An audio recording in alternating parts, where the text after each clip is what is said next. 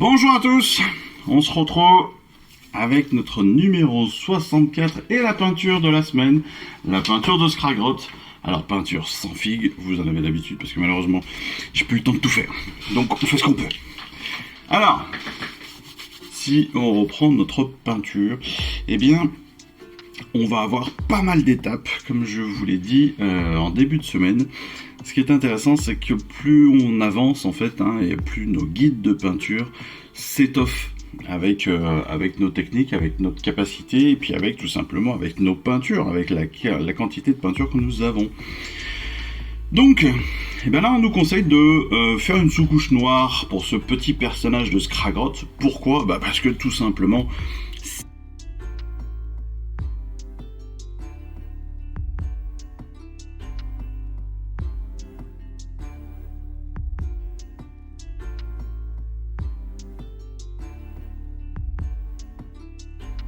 le bois en katachan, bien évidemment. Et puis on va reprendre aussi à l'arrière, on a une partie de fourrure, voilà, de fourrure sur l'arrière de la tête, sur les épaules. Les squigs, ces petits squigs là qui sont pas les plus beaux, c'est pas mes préférés. Mais ils sont, voilà, je trouve qu'ils vont bien avec le personnage parce qu'ils ont l'air aussi un petit peu démoniaques et ça c'est plutôt cool. Donc comme à notre habitude avec les squigs sur la collection, on va les foutre en corne raide. Ce qui est un choix. Après, comme vous le savez, moi j'aime bien sous-coucher en blanc, ce qui me permet entre autres de pouvoir m'amuser sur la couleur des squigs. Donc si derrière vous avez un petit peu de peinture contraste, et vous pouvez sur une sous-couche blanche vous amuser avec les couleurs. C'est-à-dire que vous pouvez taper sur du bleu, du turquoise, du vert, du orange, du violet, du jaune même, ça fonctionne très bien, même le noir. J'en ai déjà fait en Black Templar, ça marche très très bien, un contraste Black Templar. Mais vraiment, voilà, sur le contraste, vous pouvez vous amuser avec toutes les couleurs que vous avez, ou même tout simplement avec les couleurs de base que vous avez, vous pouvez tout à fait les faire dans une autre couleur, évidemment. Ensuite, en Lead Belcher, on passe sur toutes les parties métalliques, comme on a l'habitude, et puis après on va remettre en avant sur le Wraithbone tout ce qui va être les petits détails, les dents, le squelette, etc., qu'on viendra ensuite contraster, qu'on viendra ombrer, etc. Sur la couronne, on s'aperçoit qu'il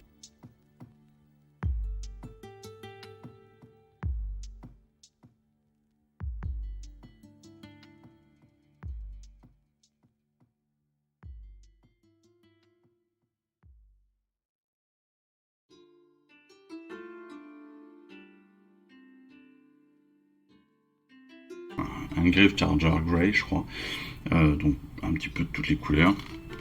Là, je fais un peu plus ammonite avec du rouge plus classique et puis des petits points blancs. Voilà, on peut vraiment tout faire. On peut être sur du marron beaucoup plus classique. On peut être avec du violet. Vous voyez, ça marche très bien aussi. Du marron pour faire des choses un peu plus morilles, des trucs comme ça. Voilà. On peut vraiment, honnêtement, on peut s'amuser là-dessus. Et c'est pour ça que moi je prends vraiment de plus en plus, je prends ces guides comme des bases de réflexion, mais on peut, voilà, sur les petits détails, aller un petit peu plus loin, aller s'amuser, aller faire un petit peu ce qu'on veut. Ensuite, évidemment, la lune, ça, en Everland Sunset, c'est logique, on essaie de la faire ressortir comme il faut. Attention, c'est du jaune. Le jaune, on sait que ça... les premières couches sont pas top si on veut un jaune bien pétant, donc on n'hésite pas à mettre plusieurs couches, plusieurs fines couches, et vous verrez que ça marche bien. On passe ensuite aux ombrages, bien sûr. Les ombrages, on est sur du Null Oil pour ombrer toutes les parties métalliques, ombrer aussi la partie fourrure ou nos squigs à l'arrière, bien évidemment. Sur la Grax, on sera plus sur les champignons, mais aussi sur toutes les parties un petit peu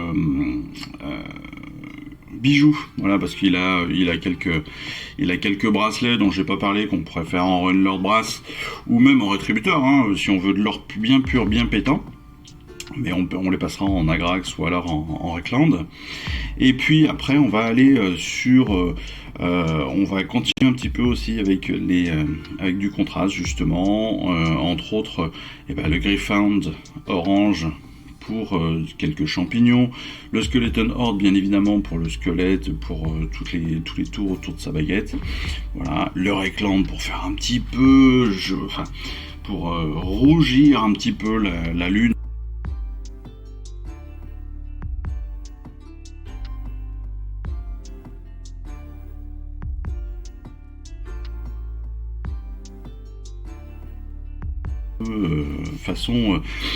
Façon champignon, donc on suppose que c'est un champignon en fait, qui a été taillé pour être remis en avant. Ensuite on va faire les réaux. Alors on n'est pas encore très très doué en réaux, pas forcément en tout cas, mais on continue et on n'hésite pas à progresser, à avancer, à essayer, et puis si on se plante c'est pas grave, on recommence. Le green camo sur les parties de peau, bien évidemment. On va rehausser les doigts, les phalanges, le nez, l'arête du nez ou les sourcils aussi. Voilà, vous avez vu là quand vous regardez bien, on a tous les traits, vraiment tous les points extérieurs, en tout cas les points les plus hauts de la main là qu'on va pouvoir passer en green camo. Le Battle Brown, en fait, on va passer un petit peu sur chaque poil comme ça pour faire ressortir les poils par rapport à la base qu'on lui a donnée de Katashan. Le Stormhost Silver, pareil, on va passer sur l'extérieur de la couronne pour rehausser, pour améliorer, pour éclaircir vraiment cette couronne, étant donné qu'on lui a déjà mis du Lead Belcher et du Null Oil, du Null ou du Lagrax, d'ailleurs je ne me rappelle même plus. Le White Scare, on va le faire, elle, sur les parties plus blanches donc de squelette, là où on a passé en fait le Skeleton Horde. Donc pareil, sur les arêtes, à partir de l'extérieur, donc avec le... Je prends un pinceau, hop, soit avec le plat de notre pinceau pour aller prendre les arêtes extérieures, soit si on doit aller prendre des arêtes à l'intérieur de la figurine, on va prendre avec la pointe de notre pinceau, en faisant très attention de ne pas trop appuyer pour ne pas mettre de grosses traces. Mais voilà, on rappelle la technique. Le Teclis, le Teclis, on va s'en servir évidemment pour toutes les petites bouteilles qu'on a trouvées à sa ceinture, enfin toutes, il y en a une.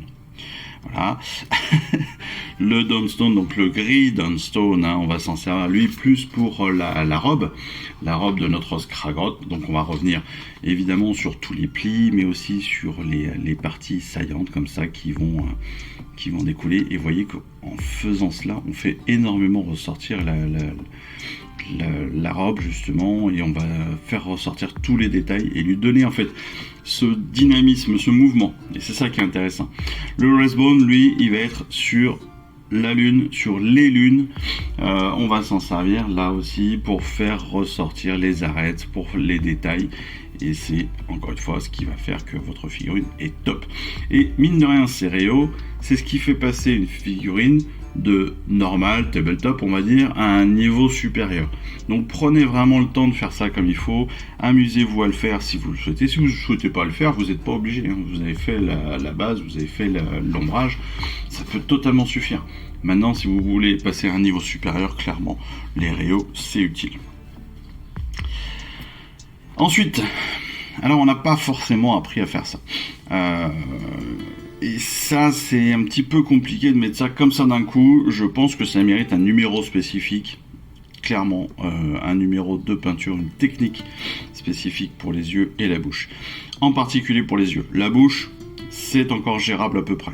La bouche, en fait, on va les passer en Wraithbone, on va passer les dents en Wraithbone comme ça, on va y mettre du Skeleton Horde, et puis derrière potentiellement un petit brossage ou un petit coup rapide de réaux White Scare. Faisable. Pour les yeux, c'est peut-être plus compliqué. Pourquoi je dis ça ? Parce qu'en fait, c'est toujours très très fin les yeux, et il faut toujours très très bien viser. Donc, une petite pointe de rouge, pour Skragrott, ça marche bien, parce que c'est un chaman un peu déjanté, et en plus méchant, donc on peut se dire qu'il a les yeux imbibés de sang. Mais la plus grosse difficulté derrière, c'est potentiellement de faire les rétines. Et ça, on ne nous l'apprend pas encore. Donc, pour tout vous dire, moi ce que je fais, c'est qu'en effet, je fais ce point-là. Soit en blanc, soit en rouge, soit peu importe, suivant la figurine. Moi, j'avoue que j'aime bien, en effet, les yeux rouges sur les gobelins, sur les squeaks, sur les euruques, sur tout ça. J'aime bien, ça fonctionne bien. Mais pas tout le temps, il y a des fois, un petit point blanc, c'est aussi rigolo. Et puis après, en fait, ce que je fais, c'est que j'ai acheté, pour tout vous dire, j'ai acheté des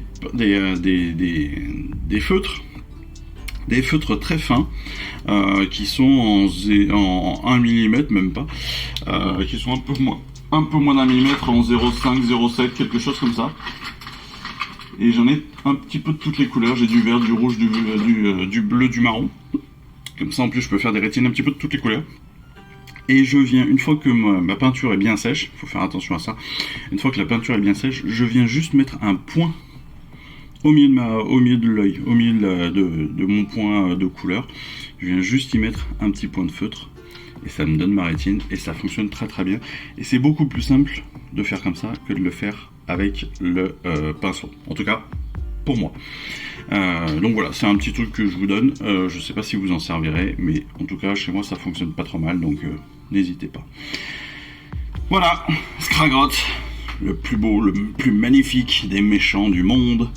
Et là, enfin je sais pas si c'est le plus beau, je sais pas si c'est le plus magnifique, mais j'avoue que j'aime bien. Il a une bonne gueule, franchement. Quand vous le voyez là, il est énervé, il est énervant, il a des bons pouvoirs. En plus, on va le voir très rapidement dans la vidéo de règles. Mais honnêtement, il est cool quoi. Et il évolue pas mal en plus dans la V4, même s'il est un peu moins fort si je me trompe pas, mais il évolue bien. Donc c'est quand même un personnage, quand vous avez des villes du fil obscur, c'est un perso que vous voulez quasiment à chaque fois dans votre armée. C'est un must-have quoi, c'est le personnage quasi obligatoire que vous devez avoir. Donc voilà, j'ai un peu envie de dire, n'hésitez pas. Bon, bah écoutez, cette vidéo se termine là-dessus avec tous ces conseils. On se retrouve très vite pour la vidéo justement des règles. Et puis bah en attendant, moi je vous souhaite à tous une excellente fin de semaine. Et je vous embrasse. Allez, ciao, bye bye. Je vous remercie d'avoir suivi cette vidéo. Si ça vous a plu, eh bien abonnez-vous, lâchez un petit like et un commentaire et suivez-moi sur Instagram. Instagram où je poste régulièrement des photos de mes dernières réalisations et dernières peintures. Et puis comme il est maintenant de tradition sur la chaîne, je vous souhaite une excellente fin de journée et surtout, lisez bien, collectionnez bien, assemblez bien, peignez bien et jouez bien. Allez, je vous embrasse et puis je vous dis à très vite. Allez, ciao, bye bye.